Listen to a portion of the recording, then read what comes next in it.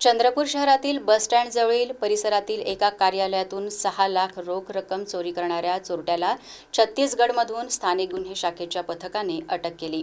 वलेश कुमार हलबा उर्फ बुवारिया असे अटकेतील आरोपीचे नाव आहे।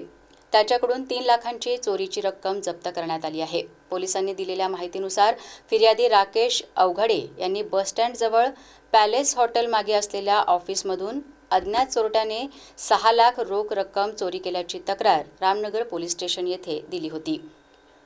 सदर तक्रारीच्या आधारे रामनगर पोलीस स्टेशन येथे अज्ञात आरोपीविरुद्ध गुन्हा दाखल करण्यात आला होता। सदर गंभीर स्वरूपाच्या गुन्ह्याचा सखोल तपास करण्यासाठी पोलीस अधीक्षक आयुष नोपानी यांच्या मार्गदर्शनाखाली स्थानिक गुन्हे शाखेचे पोलीस निरीक्षक अमोल काचोरे यांनी एक विशेष तपास पथक तयार केले।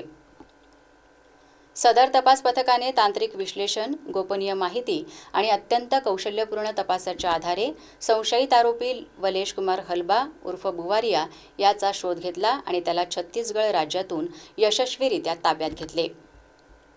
ताब्यात घेतलेल्या आरोपीकडे पोलीस पथकाने सखोल आणि कसून चौकशी केली असता त्याने सदर गुन्ह्याची कबुली दिली।